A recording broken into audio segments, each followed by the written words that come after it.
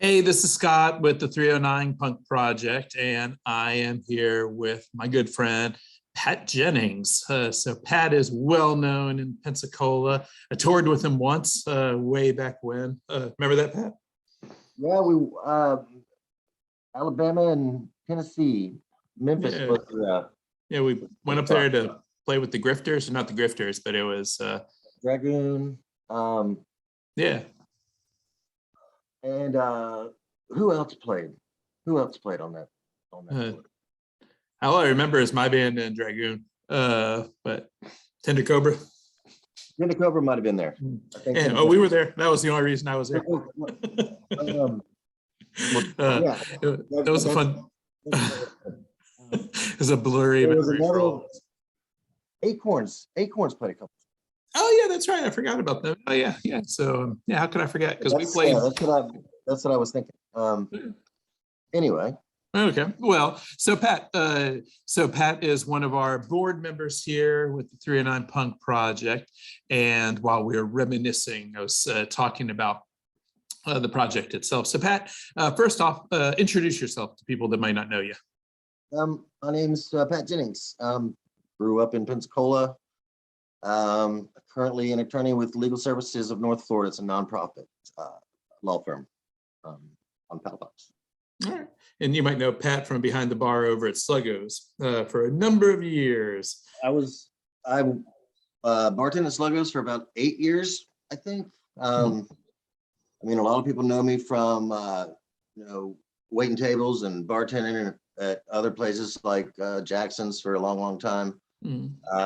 Fish House way back in the day. I worked at the Museum of Art for 11 years total, primarily as the we call it education coordinator. I think the title is now curator of education, but basically the same position. So been around town, in downtown a long time. That a song? If it's not, we'll write it. Around downtown a long time. All right. So first off, tell me about your first punk show. My very first punk show probably would have been Headless Marines, I think, at the what was it called, the back door, where you open up the garage that's kind of on behind the beacon. I don't know, I might have been like 14, maybe 13. I was in middle school, so it would have been 13, and that would have been the first punk show that I actually kind of snuck into. Otherwise, I guess it was nice growing up with Jimmy Lamar and having access to the handlebar from an early age. Got to see a lot of great punk shows. What would you say is the most memorable one? Most memorable punk show. Now we get into like genre defining, and we can say punk? I have a very broad. Well, this annoys a lot of my friends, but I have a really broad definition of punk. Memorable punk show.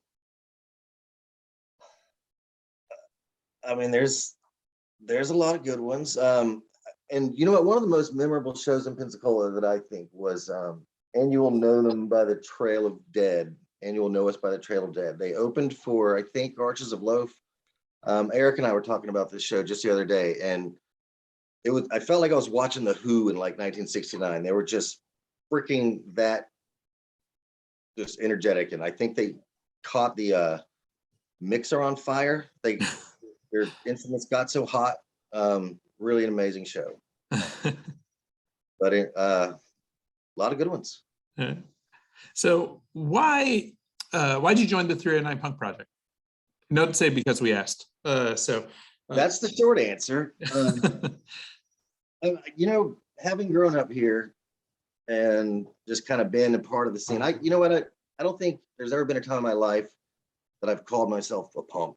I don't know why. I think when we were kind of identifying ourselves at 13. I mean, in middle school, what's that Jawbreaker song? Everybody all of a sudden they don't want to call themselves a punk because of that. Yeah, well, see, I mean, in middle school, I tried to skateboard for a bit, and I was no good. I didn't last, but I got into Circle Jerks and Misfits, and the Black Flag and Minor Threat, and but I was also listening to Sabbath and AC/DC and the Beatles, and I never really felt like I was a punk, but I love punk rock. A lot of my friends were punk, and they're way more punk than me. The punkest I ever got was, I don't know. I had earrings once, maybe. But I go to a lot of punk shows, and but once you get to a certain age and you kind of have a different definition of what punk is than you did when you were 13, 14, 15, kind of identifying yourself and, trying to be who you are and, all that. So you get older and you realize, my whole life I've kind of been punk as shit, and everybody that I hang out with is punk as shit, whether they're punks or hippies, or, none of the above, and it's more of kind of an attitude and a kind of a congregation of like-minded folks that,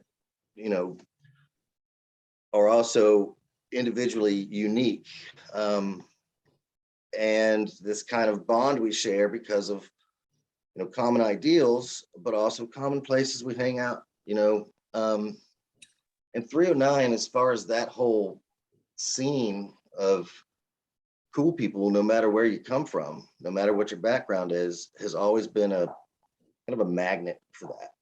I can remember, it was early, I don't know when y'all officially say 309 began, but I can, 93, 94, when I was delivering pizzas, it was always a stop on the way, on the way out, it was always we're gonna meet everybody here. I can't think of a time since then until now that I haven't known at least a couple people that are living there. It's just always been this kind of welcome spot. And so many people that have been involved with 309, have, it's just, it really does have this ability to just,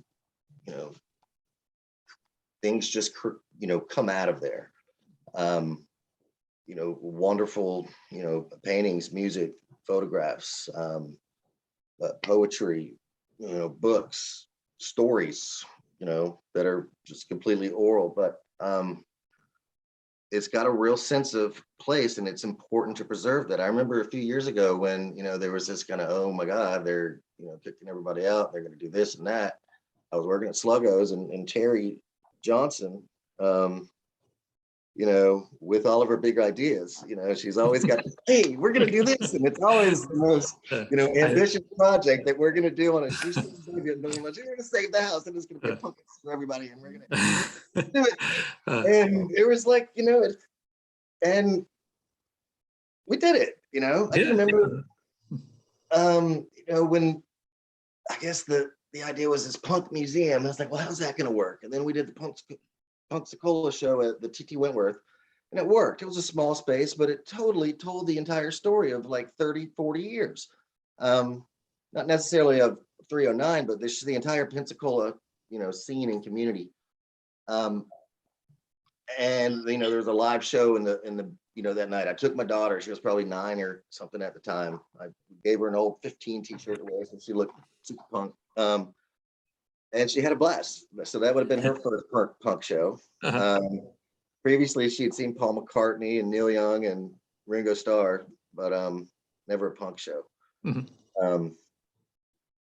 I don't know, when you asked me, it was like, heck yes, I want to be a part of this. This needs to be preserved. Look at what they're doing. Look at when I saw the the handbook, as far as, okay, well, there's these archives, which is amazing, because I'm always like, does anybody know where I can get a copy of that, cement show at Sluggo's in 91?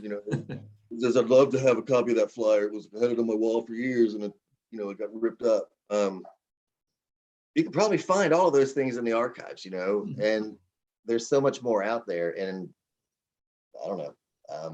Yes, I want to be a part of this. I want, it's important that 309 exists and continues to contribute to the community and continues to be, productive and a kind of a welcome spot, Well, we really appreciate you being a part of the board. And I think you wrapped up just about a lot of the reasons why everyone else is a part of the project. And what we're looking at is being able to preserve what we have, but then also be able to look, towards the future and be able to create more, so Patrick, I just want to say that we really appreciate you. We're really, really happy that you're on the board. And we're Really happy to be on the board. to be here too. So we did it.